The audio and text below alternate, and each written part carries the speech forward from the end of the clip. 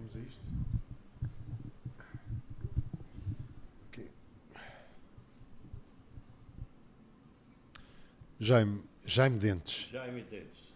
que idade tinha quando da Guerra dos Seis Em Dias? 67, eu tinha 21 anos. 21 anos. Já estava no serviço militar ou... Eu tinha terminado o serviço obrigatório, que é de 2 anos e 2 meses, na época, e passei a ser reservista, e como nós estamos em pleno preparo físico, então os paraquedistas foram chamados logo, quando todo mundo já foi chamado, foram chamados depois os paraquedistas, e aí começou a guerra. Quando é que saiu para a reserva?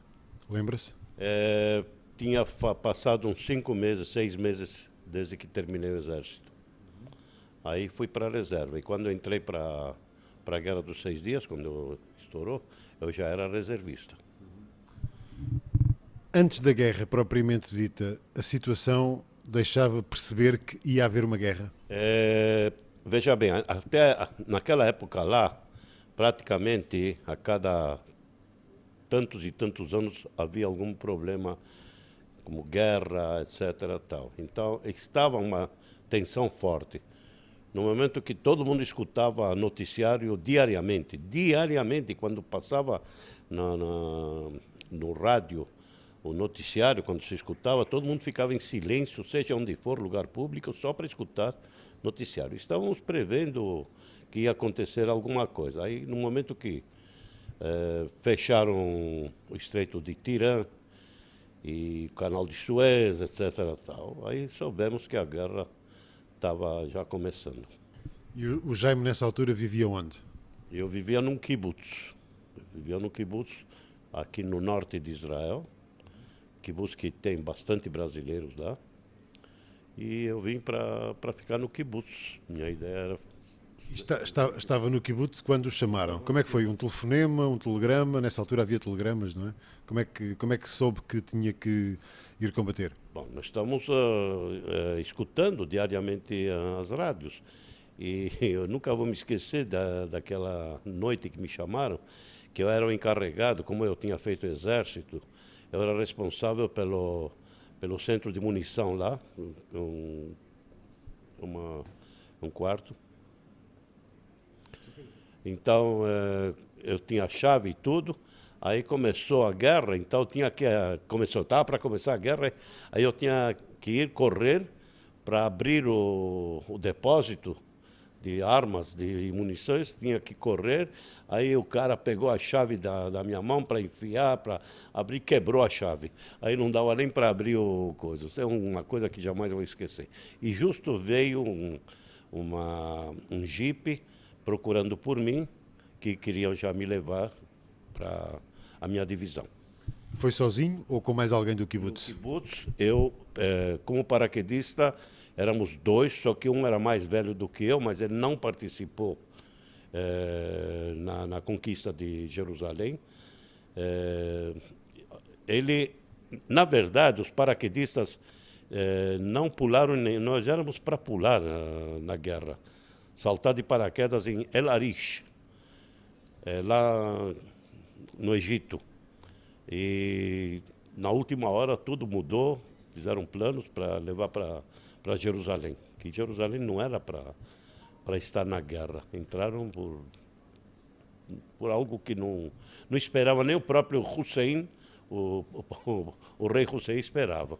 Ele escutava noticiário que o Nasser entrou aqui, entrou ali, estava dominando Tel Aviv, estava dominando tudo, ele caiu na conversa do Nasser e entrou na guerra. Senão não ia entrar na guerra. Então, do kibbutz foi para onde?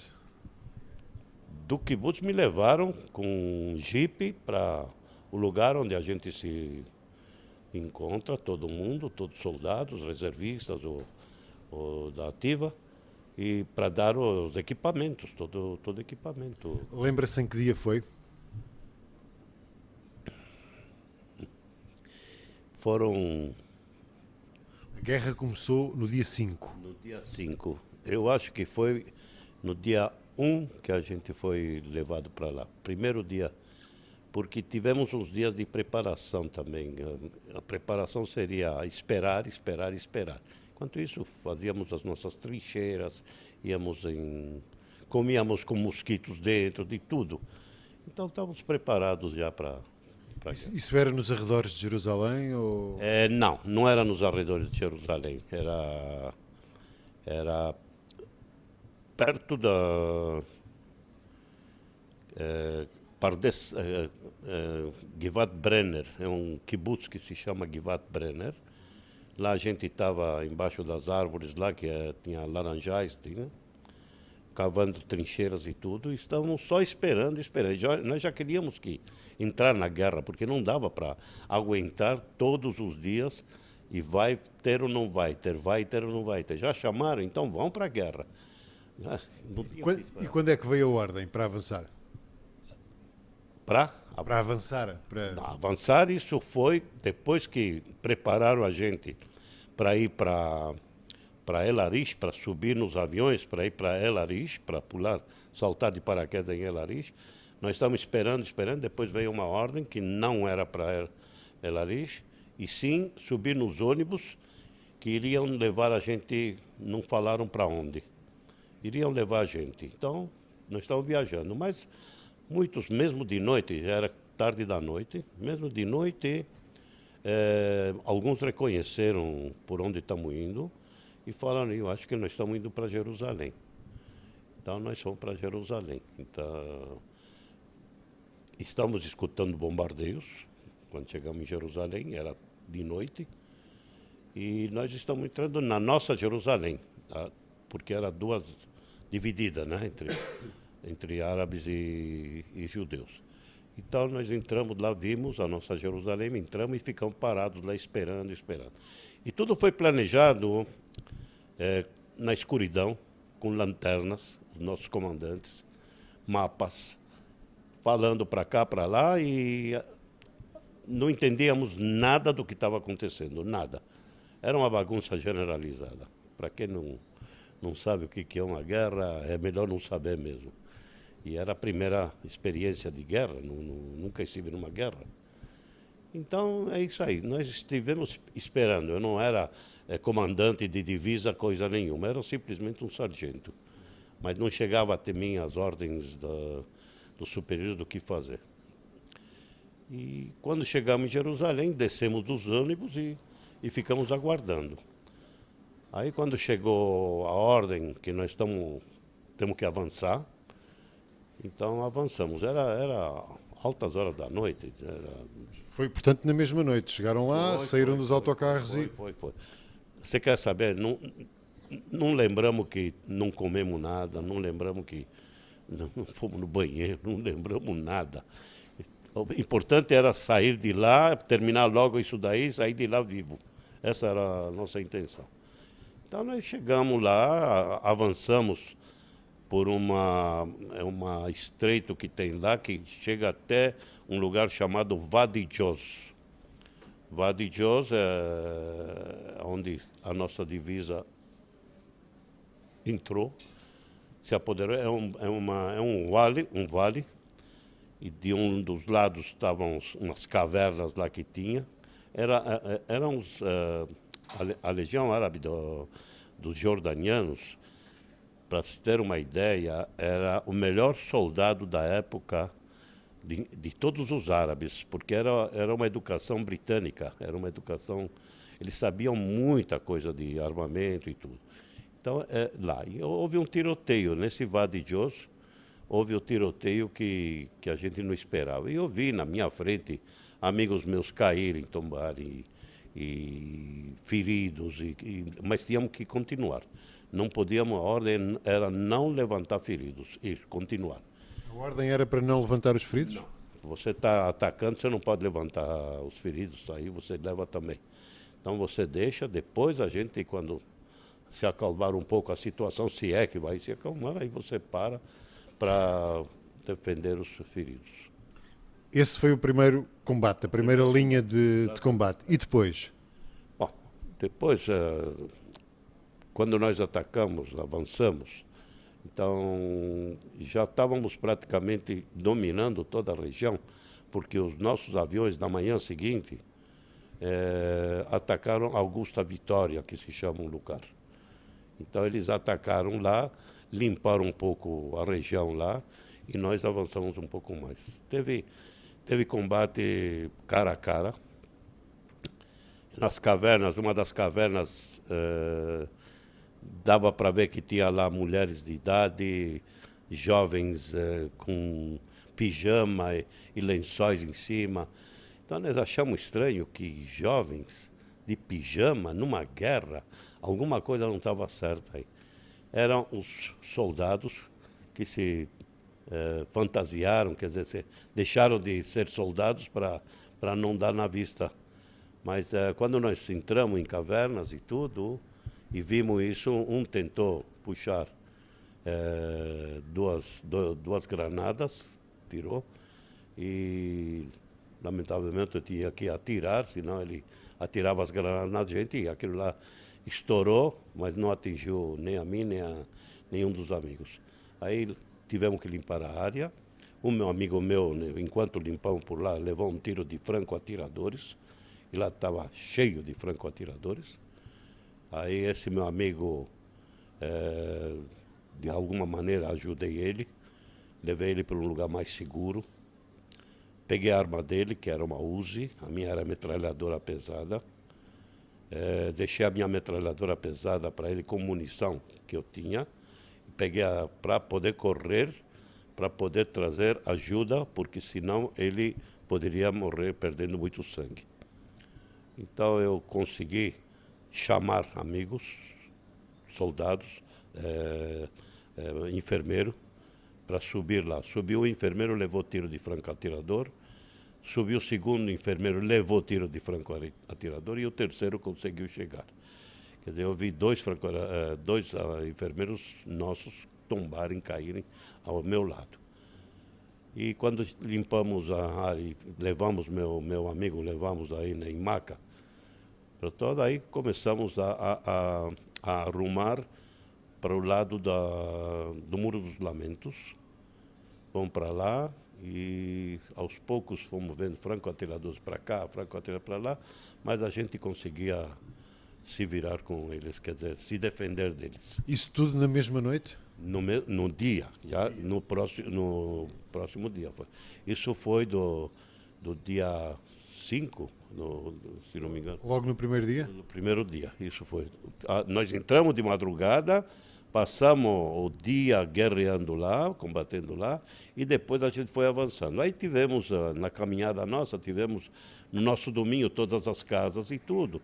Paramos de alguma coisa, tomar um pouco d'água, comer alguma coisa. Estávamos todos estraçalhados, tudo, roupa rasgada e tudo. Aí paramos lá e tudo, comemos alguma coisa, estavam as casas todas abandonadas praticamente. As pessoas fugiram todas? Muitos deles, 99% fugiram daquela região toda. Não sei, não me pergunta para onde eles foram, que na época ninguém sabia para onde foram, mas não tinha mais ninguém. Então nós tivemos à nossa disposição as casas, só tocamos para comer alguma coisa, que nós estávamos... A nossa educação é muito simples. Temos moral. Nós não abusamos de nada. Pelo menos não meu grupo. Se houve abuso de outros grupos e tudo, mas o nosso grupo tínhamos um comandante muito... Aliás, esse comandante levou um tiro quando nós pulamos do vale, passamos para casa, de uma das cavernas, levou um tiro aqui no pescoço e ele ficou paralisado até alguns anos atrás que ele faleceu. Portanto, não foi aquela atitude típica do conquistador, não é? Quando chega ao território... Não pensamos nisso. Não pensamos nisso. O que sim, quando chegamos... Veja bem, eu não sou uma pessoa religiosa. Os pontos religiosos lá, que é o Muro dos Lamentos, principalmente o Muro dos Lamentos, era muito significativo para os religiosos.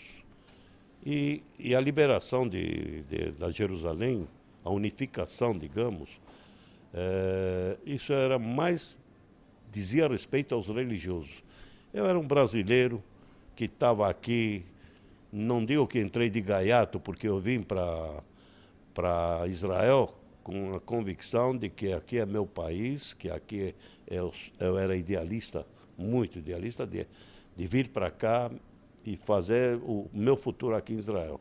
Como judeu, como fui educado como judeu, mas não religioso. Veio para Israel com que idade? Eu vim para Israel com 17 anos e pouco. Veio e entrou praticamente no serviço 6 militar. meses depois. 6 anos. Nesse interim, minha mãe faleceu aqui. Aí eu entrei para o exército aqui. Muito bem, estamos então ainda em Jerusalém, no segundo dia e os dias seguintes. No segundo dia, então, entramos, avançamos pelas ruas de lá, estradas de lá, até chegar no Muro dos Lamentos lá. E eu estava junto com o rabino, o grande rabino do exército, Goren chamado, na rua, ele com a Torá, que é a Bíblia na mão dele. Isso eu sei que é, porque mesmo que eu me eduquei num movimento que não era religioso, mas a Torá todo mundo sabe o que é. Então a gente estava dançando e tudo, porque já praticamente Jerusalém já foi tomada, já foi conquistada. Em que dia é que chegaram ao Muro das Lamentações? Foi no dia 6. No dia 6. Chegamos lá estava o Moshe Dayan, estava o Moshe Dayan, que era o Ministro da Defesa na altura. exatamente, o Moshe Dayan. Então, quando nós tomamos lá, inclusive ao lado do muro lá, porque o muro tinha uma distância para a primeira casa frente ao muro de uns 4 metros, 5 metros, não era, era uma distância muito pequena. Agora que limparam tudo, agora já faz anos, né? Que limparam tudo lá para o público chegar e fazer suas orações no Muro dos Lamentos. Esse bairro era um bairro magrebino, salvo erro, que estava aí junto do Muro das Lamentações. Era um bairro... Magrebino, pessoas do Magreb, marroquino, era? Não sei se era... Não, era um bairro de Jordânia. Era árabe? Era tudo árabe lá, era da Jordânia. Mas não Era foi, parte árabe. não foi demolido logo nesses dias? Não no próximo, pegou algum tempo, um mês, 2 meses depois é que começou a ser demolido, porque aquelas casas lá, os habitantes fugiram com medo. Eu entendo isso, com medo, fugiram de lá. E Israel, para quem reclamou, que tinha a sua casa e tudo, pagou indenizações, isso eu sei. Porque as casas foram destruídas lá, demolidas, para que o povo tivesse acesso ao Muro dos Lamentos, que era o lugar mais sagrado para os judeus religiosos lá em Jerusalém. E uma coisa posso garantir também, que eu vi com meus olhos, nenhum ponto religioso, tanto árabe como judeu como cristão, não foi atingido. Teve uma bomba que estourou na mesquita de El-Aqsa, mas não fomos nós, não foi Israel que atirou a bomba, e foi só. Mas nenhum pode ver o Muro dos Lamentos, a parte que se chama Monte da Casa, Arabait se chama em hebraico, é lá onde está a mesquita de Omar, mesquita El-Aqsa. Lá tudo ficou intacto. Ninguém atacou nenhum lugar de lá. Já me disse que não é religioso, mas sentiu algum... Foi um momento especial para si chegar junto do Muro das Lamentações? Onde nunca tinha ido, nunca tinha ido, não é? Nunca tinha ido, nunca me interessei também, eu sou sincero. Mas tive uma sensação bacana quando vi amigos soldados que ficaram rezando lá, chorando e tudo. Isso me comoveu um pouco, mas não me dizia respeito, porque não me atingia a mim, não me dizia nada. Era o templo, o primeiro, lá foi o segundo templo que foi destruído. Então, só as pedras que estavam lá, para eles diz respeito. Para mim, não diz muito respeito. Já me disse que a maior parte da população... Já me disse que a maior parte da população árabe fugiu. ainda assim, certamente encontraram alguns árabes durante os combates e fizeram. Aqueles que vieram reclamar receberam indenizações lá. Não, eu digo durante os combates, durante o combate, não é? Até chegarem a dominar a cidade. Foram feitos prisioneiros ou aconteceu o que acontece muitas Foram vezes na feitos, mas guerra? os prisioneiros não ficavam com a gente. Nós estamos simplesmente avançando. Então, os prisioneiros, alguns, a maioria eram civis, a maioria prisioneiros civis, que os soldados já. A gente não via soldados lá. Incrível, você não via nenhum soldado. Nós estivemos na Torre de David, passamos lá ao lado da Torre de David tem a estação da polícia lá. E você não via um soldado lá deles, um soldado você não via deles. Fugiram todos, sumiram de lá. Portanto, a Batalha de Jerusalém não se pode dizer que tenha sido uma batalha muito grande. Houve os primeiros. Sim, não foi muito grande, quer dizer, foi, havia muito franco-atirador, havia alguns bombardeios com morteiros e tudo, mas não foi. Tanto é que avançamos, em um dia, 2 dias, já tomamos Jerusalém, entendeu? Voltou alguma vez aos locais onde combateu? Todo ano, até 2 anos atrás, eu, com praticamente todos do meu batalhão, que estivemos lá, Vadi Jos, temos lá um monumento em honra e homenagem àqueles que perdemos na guerra, que tombaram lá na guerra. Amigos que eu conheci pessoalmente. E toda hora a gente se encontra lá. 50 anos. Ok.